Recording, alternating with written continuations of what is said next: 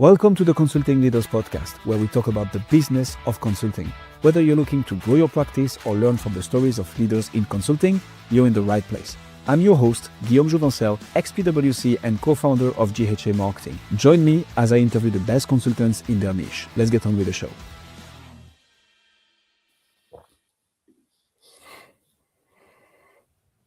Patrick, welcome to Consulting Leaders.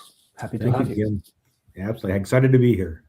Likewise. Let's do this. So, Tell us the story, Patrick. What pulled you into the fantastic yet stressful job and world of consulting and technology leadership, especially, and I like what I see already, in healthcare? Yeah, so I actually started off with in a retail grocery of all places. So, 16 bagging groceries in a large regional chain called HEB here in Texas. Great store. Did about every position you could do in a grocery store. Worked there through college. After college, went and joined the IT shop out of San Antonio. And then I had opportunity to go work for Ernst & Young over here in Dallas. So moved to Dallas with my wife, and that's where I got into healthcare. And I remember being struck that healthcare probably has more acronyms than IT does. And it was a huge learning curve to learn about healthcare. But that got me into healthcare probably about 99, 2000 timeframe. And then from there, it was all startups, basically. So even there are a couple small stops where I joined companies that were maybe a little bit longer, a little bit more established. But even those were like IT shops were starting up inside the organization. So as a startup within a larger company. But just been in the space for about 30 years. Healthcare is about a fifth of the U.S. economy, give or take. And it's funny because I see the same 30 people over and over and over again. So for being so big, it's always the same names keep coming up. So anyway, that's what got me into it, and I've been in ever since. I didn't know it was a fifth of the economy. That's crazy. Yeah, it's crazy. Give or take. It's pretty big. So funny. So what problem do you solve there then, Patrick? Like, what is the number one thing that you help people achieve in that space with your services? Yeah. So it's interesting because when I was the CIO, CTO for companies, even the startups, I had a really hard time finding consultants coming to do any kind of staff aug, small projects. Maybe my bench was just a little bit short as a CIO and I just needed them to come in for a couple of months. But everybody I talked to, they wanted a minimum 6-month commitment, a couple developers and a project manager. So what should have been, maybe 10, 12 grand across 3 months was $500,000. And when I left the last company I was with, Empower Health, I decided I want to help fix that problem. So we have clients of all sizes. We have big clients, we have small clients. There's no client too big or too small. And that's really where I wanted to make the niche, saying, healthcare tech is hard in the US. A lot of regulations. Europe has the same sort of thing with the GDRP or whatever that is over there. We have HIPAA, we have PCI, we have our own versions of that. Some states have their own versions as well. We have Texas Health Bill, I think 21, and states have their own kind of mini HIPAAs as well. So I wanted to be able to help clients of all sizes fractionally. So if you need us for an hour a month, you need us for 40 hours a week for 6 months, we can flex to fit your schedule and provide services across the spectrum. That's really what drove us. Who's the ICP? Like, who is it that you help specifically with that? Like, who do you need to talk to? Do you have a specific industry? I mean, company size, like how do you decide who you work with now? Yeah, so we take all comers. We have clients that are, hundreds and hundreds of employees. We have clients that we have one group that's, just a couple doctors in a facility, and it just all comers come. So we don't turn anybody away. We want to work within budgets. There's a need out there, but typically our clients are going to be, it ranges really anything in healthcare. We've done pharmaceutical groups that have startups that have software. We have a large, really large emergency service physician group that's based out of Addison, Texas, but really have physicians across the southwestern U.S. and South U.S. We have, of course, some practice facilities, some locations of doctors actually practicing medicine. We have one or two groups that are outside of healthcare. That's really just more happenstance. We happen to be office next to them or something like that, and they'll say, "Hey, can you help us out?" But primarily we're healthcare, and our typical buyers are either going to be physicians, so doctors in the practices, or the operations folks. We of course will work with the CIOs and CTOs all day, every day, and make sure that we're augmenting their staff. We're not there to displace; we're there to help. Um, but typically, the people who make contact first are going to be the business owners and the business sides of the organizations. So CTO, CIOs, doctors, business owners. I mean, whilst I see how that makes sense, the question that pops to my head is, how do you get the attention of those people? Because the way you would target or try to speak to a doctor is, I mean, I think the very least we can say is radically different to how you talk to a CIO or a CTO, which is also very different to how you talk to a business owner. So how do you get the attention of all those people, Patrick? Yeah. So mostly we've been organic at this juncture. So when I started this company about 3 years ago, um, it was I put out a little notice on LinkedIn that we were starting this consulting group. And right away, just people that I knew came out and they said, hey, we could use help with this, or we could use help with that. But not just people looking to buy, but also former teammates. So people that I worked with before, worked on my teams before, which is probably the biggest compliment you can get as a supervisor. If somebody worked with you once and they want to come back and work with you again, that there is no higher praise than that. I take that very seriously, and I'm very flattered when that happens. But to talk about how we grow, it's mostly been organic. We have kissed some frogs, though. We have kissed some toads trying to grow. We spent our first year, we tried kind of the guerrilla email marketing. I think we spent, probably $40,000, zero leads in that. We tried going through and working with some lead generation company, offshore lead generation company. We probably didn't even launch that. We got about a month into it and said, this isn't going to work. That's just not going to be for us. We tried radio advertising. So some local stations here, thinking that we could maybe get a little bump from that. We got to go watch the Cowboys practice, but we got no clients out of it. So we did that. And then last year we started doing more trade shows, and that's actually produced some good leads. So we did the urgent care conference, the regional urgent care conference out of New Orleans. We are speaking at the national conference actually here in Chicago coming up in April. So we're going to be speaking about data security, data privacy, things like that. We've done a couple small shows here locally, and looking at maybe MGMA in the September timeframe. So this is the year of trade shows for us. But again, to speak directly to your point, mostly word of mouth recommendations, people who know people who need our help. We pride ourselves on extreme customer service, and that is what generates our leads for us. Mm.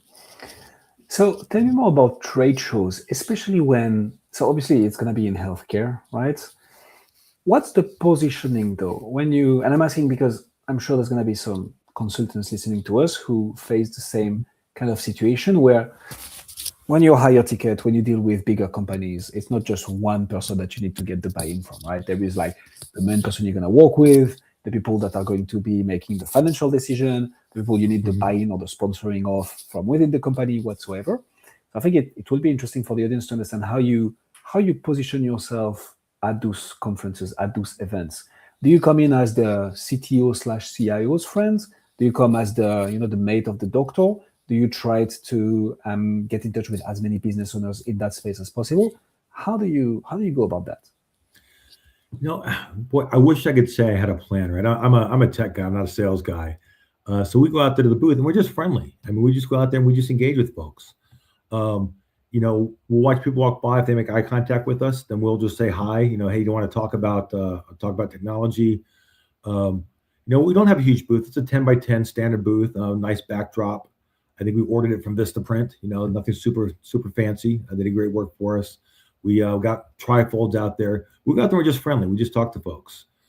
I would say you brought something up earlier that I want to make sure I go back to, and that is how do you vary your content speech to doctors versus CTOs, versus operating officers, practice administrators.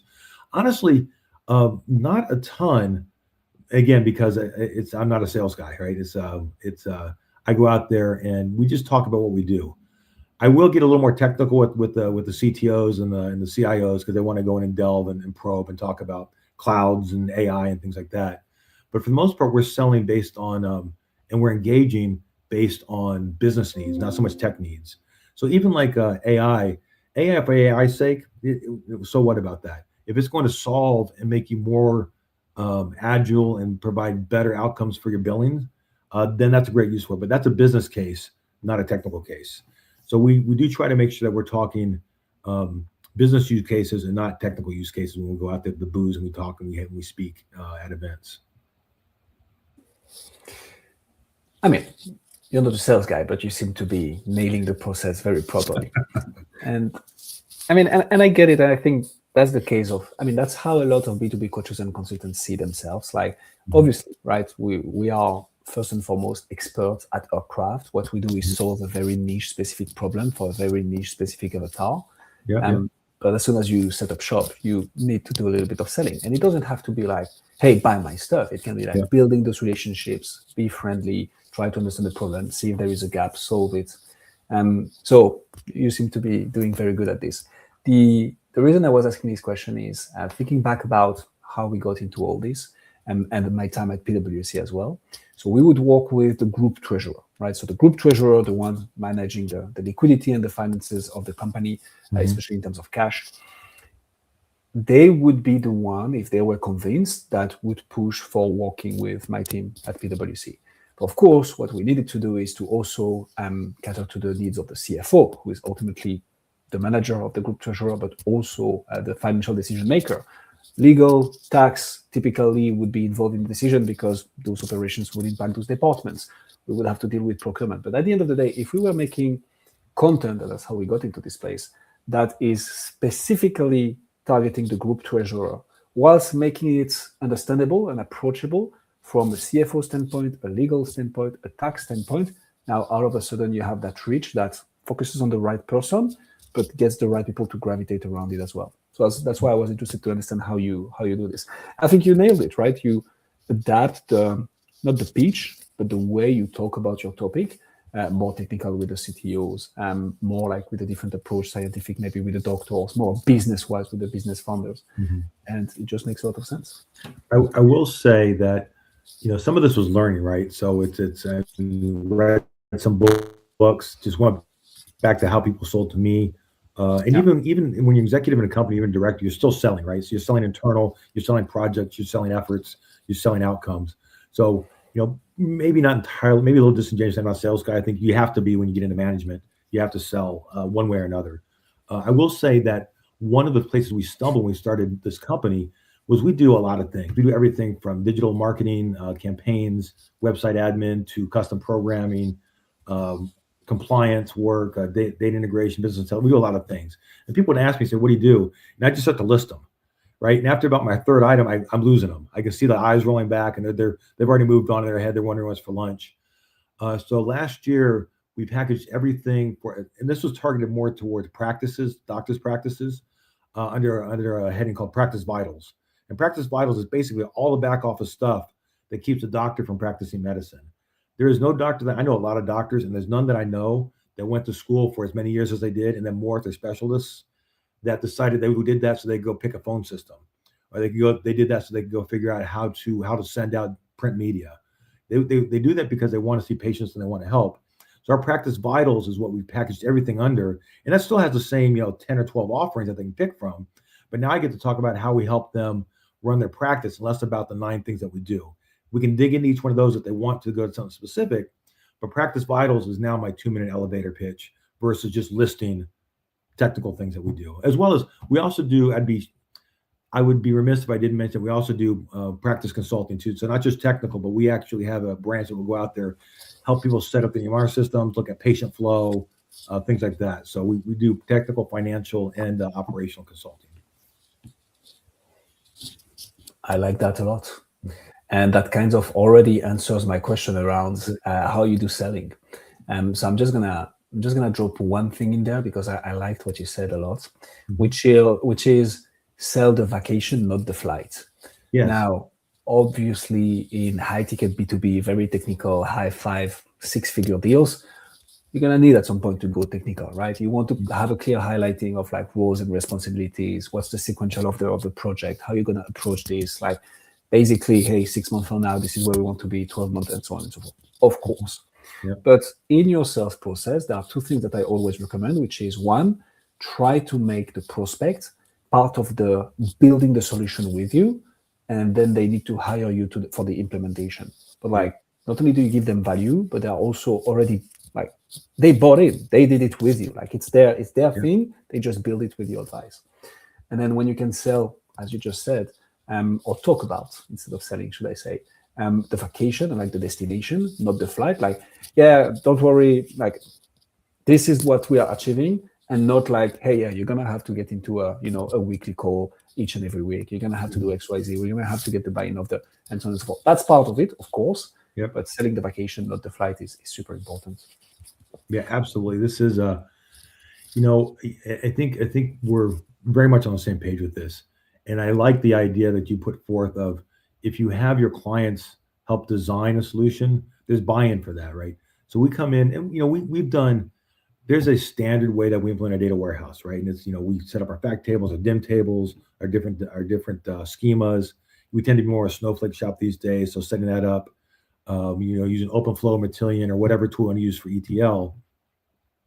Um, but going through and getting with them and say, okay, what is it you're trying to do? Tell me about the reports you need. What business decisions you can make to make sure there's 1,000 data elements we could bring into a data warehouse. We want to make sure we hit the most important ones first. We can do the other stuff later. But if you're really concerned about your rev cycle, let's talk about let's talk about what you're trying to accomplish. And if you're trying to accomplish, you currently have, your days in AR is 74, and we need to get that down to 50.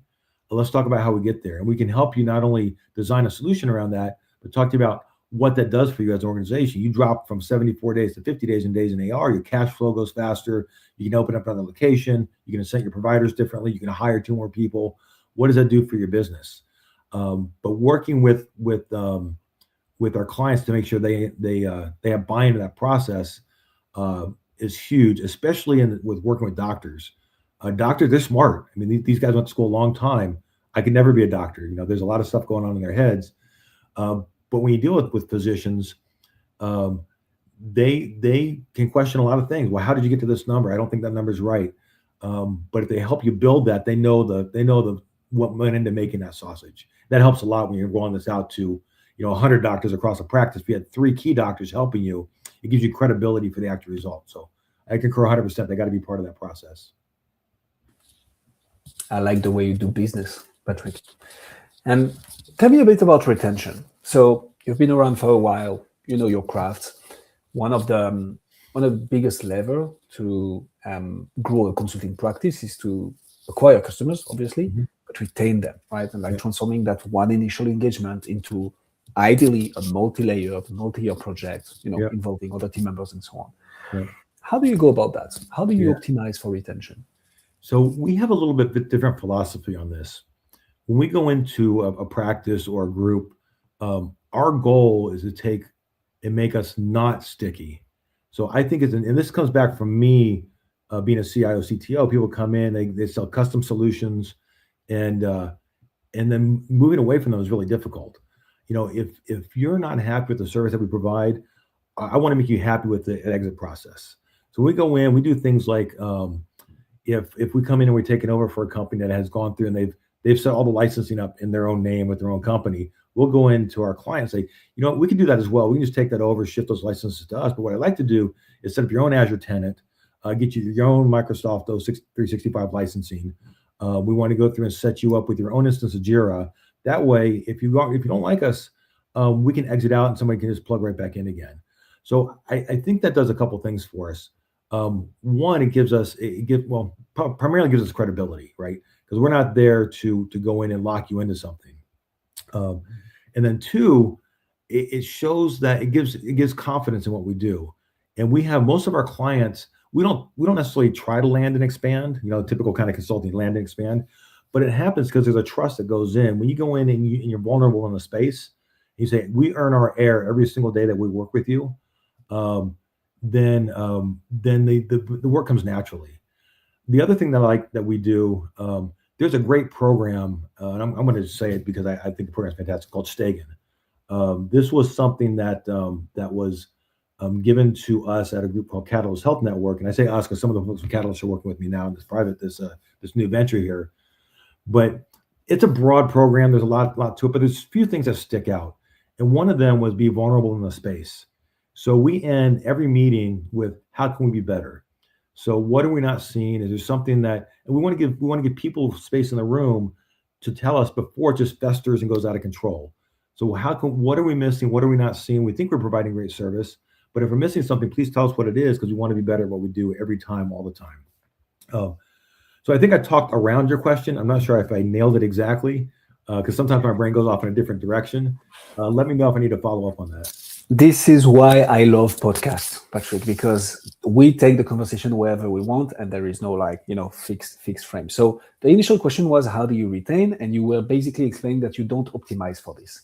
And I like this answer, and I'm gonna double down on it because it sounds to me like a very risky approach, right? Especially as you scale a consulting practice, you're like, ideally, you want, like the resources, the senior, junior analyst, managers that you're going to put on the project. Yeah. You want to be able to say like, yeah, they're going to be used for the next 6 months with that client, and like it should continue with another 6 months engagement. Obviously, I think so. My mentor says this thing, which is winners only get paid based on performance. So there is no commitment, there is no retainer. It's just like paid on performance. In an ideal world, you want to do that, of course.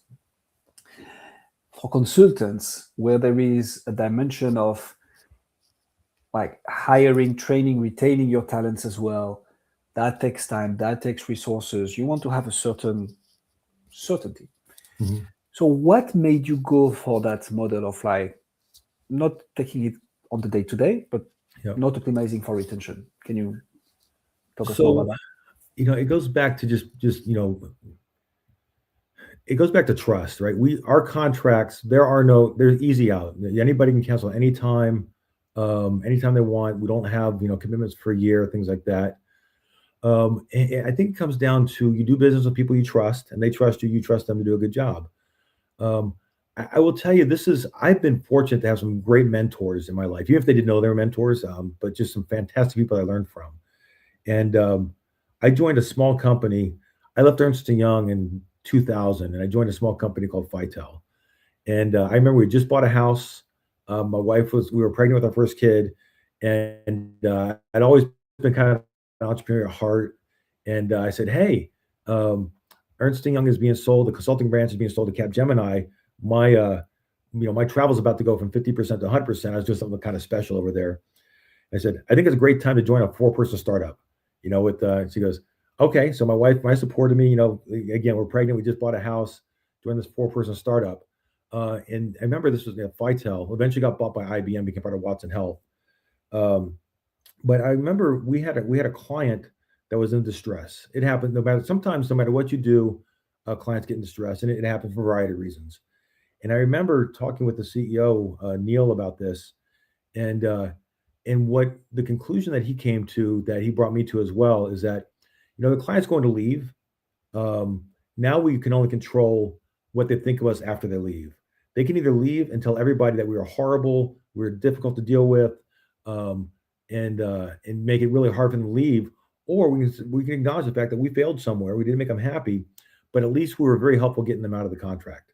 We didn't stick it to them. We didn't sue them. We didn't take legal action. We made it easy for them. So that takes them now from being a negative to at least going out there and saying something like, it didn't work for us, but those guys are great guys. The team is fantastic. Give them a shot. If you don't like them, it's easy to get out.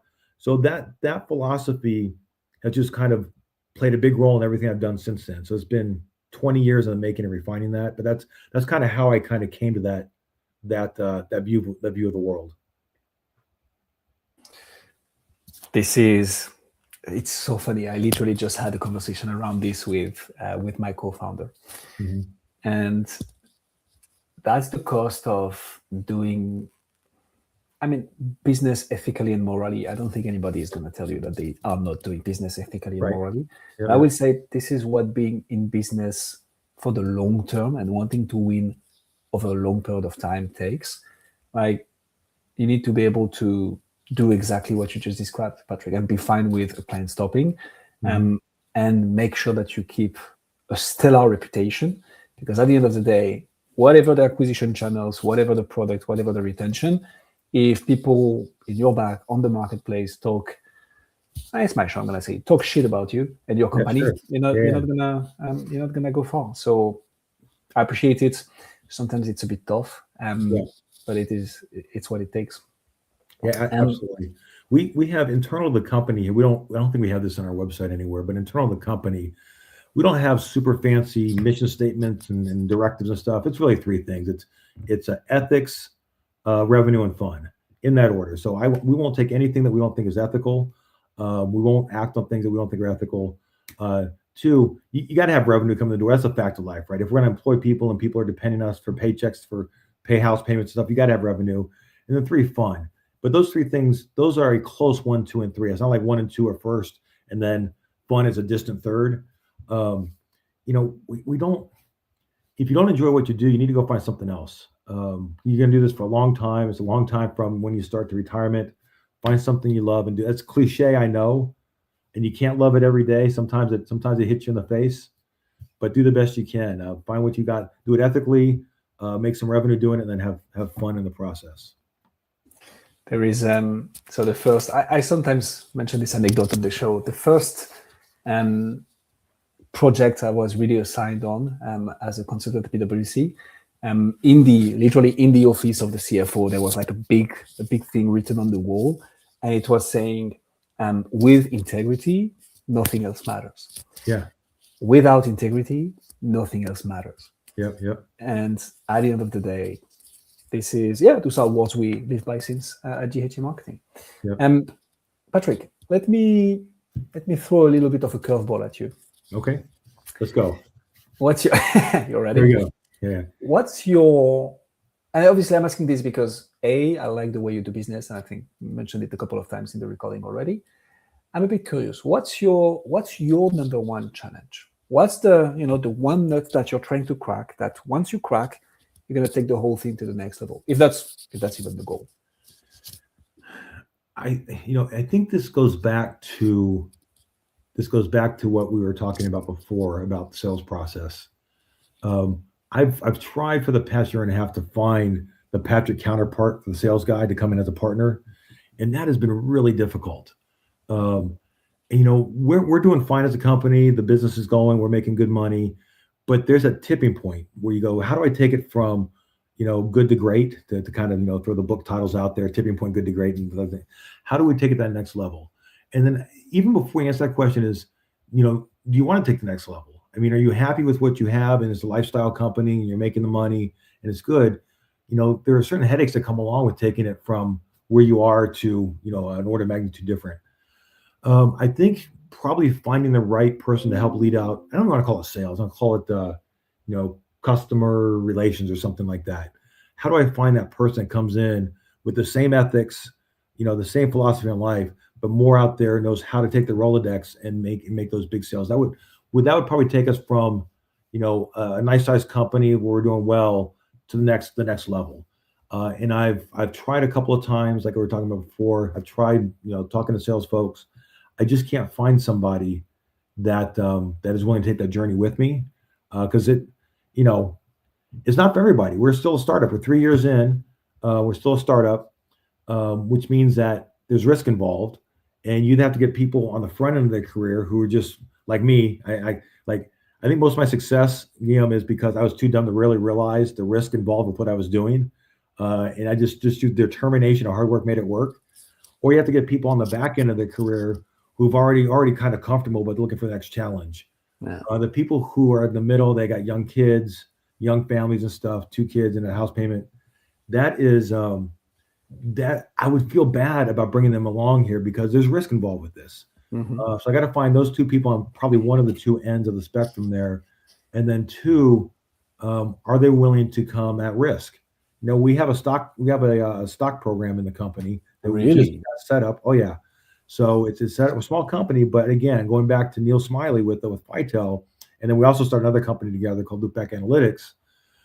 Phantom stock and stock programs were big for us. We couldn't pay big salaries. We wanted to incent people, and beyond that, go back to ethics. Ethically, it's the right thing to do to incent people who work above and beyond to make a company grow. They should get a pony when the company sells. But are you willing to come in and say, you know what, I was making, $300,000 a year as a salesperson. are they willing to come in and make 80,000, but bet on the sale, bet on their own selves to sell enough to make the company, if it changes ownership, they get a huge pony in the end. So that's probably our biggest challenge, is finding the right sales counterpart to come in and help us grow this company. Okay, you're giving me too much gold here, Patrick. So I'm gonna have to dig. So first of all, on your remark on like you were probably too done, blah blah blah. I don't think that's true.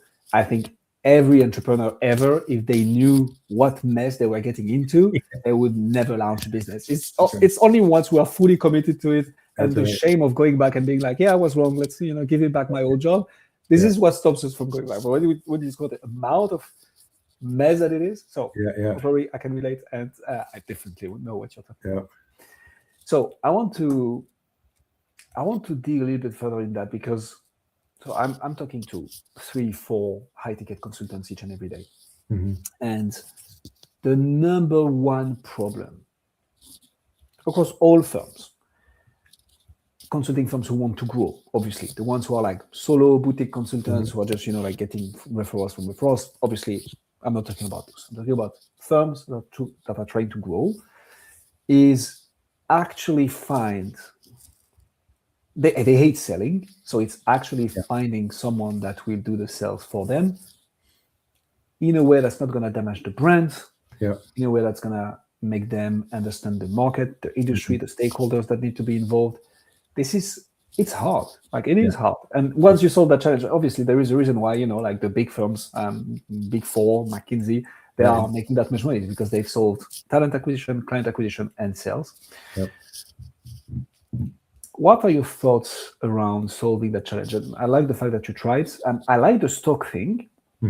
Like, hey, take a risk in this, like you'll be rewarded. How do you think consultants of like small to mid-sized firms can fix that problem, can solve it? Like, what's your thought process on solving it in the next, obviously, you just started, right? 3 years. In the business life is not a lot.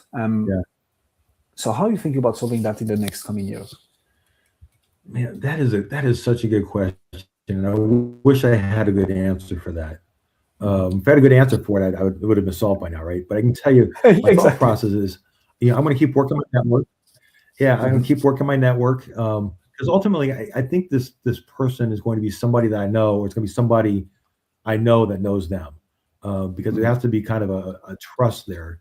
I don't think it's going to be some posting on Indeed or some sort of blind LinkedIn, whatever. It's going to be somebody from within my first ring of my network or my second ring of my network. Is where I want to find that person. But I'll tell you though, if we don't find that person, it's okay. We're having fun. We're making money. We're paying everybody. I would be, if we continue to grow at the, 15 to 20% a year that we're growing right now, I'm okay with that. It's a good company. I like the people we work with. We're tight. We have, probably 6 or 7 W-2s, and then a whole host of 1099s that we can come in and out as need be.